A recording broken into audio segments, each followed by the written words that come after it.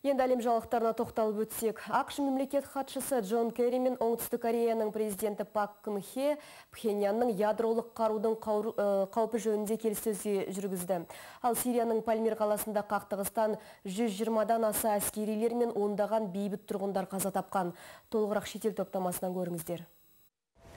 ақш мемлекет хатшысы Джон Керри мен Оңтүстік Кореяның президенті Пак Кын Хе Пхеньян ядролық қаруының қаупі жөнінде келіссөз жүргізді. Керри солтүстік Кореяның баллистикалық зымыранды ұшырауы Біріккен ұлттар ұйымының заңына қайшы келетінін айтты. Осыған қатысты Вашингтон Пхеньян билігіне кезекті санкция салуы мүмкін. Естеріңізге салсақ, таяуда солтүстік Кореяның өкілдері теңіз бойында ядролық сынақ өткізгені туралы мәлімдеген болатын. Көрші мемлекеттің қорғаныс министрлігі бұл әрекетті сынға алды.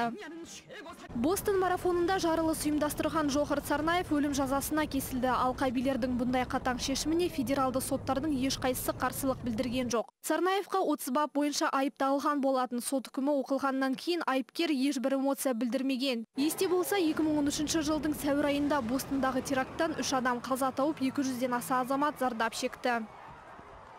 Ал Сирияның Пальмир қаласында қақтығыстан 120-дан аса әскерилер мен ондаған бейбіт тұрғындар қаза тапты. Бұл туралы адам құқығын қорғау бойынша мемлекеттік кеңес хабарлаған. Ал ислам мемлекетіне қарсы күрес коалициясы Ирак және Сирия территорияларында жендеттердің позицияларына 20-дан аса әуе соққысын берді. Ирак билігі Рамади қаласын тартып алу мақсатымен жаңа әскерилерді жұмылдыратынын хабарлады. Македонияда мыңдаған демонстранттар премьер-министр Никола Груевскийдің қызметтен бас тартуын талап етті. Олар жемқорлық, авторитарлық тәртіп пен цензураға қарсы шығып наразылық білдірген. Айта кетсек, бұған дейін мемлекетте Груевскийдің өз қарсыластарын заңсыз бақылап, тыңшылықпен айналысқаны туралы белгілі болды. Наразылық танытушылар министрдің қызмет орнын босатпайынша акцияны жалғастыра беретінін айтты.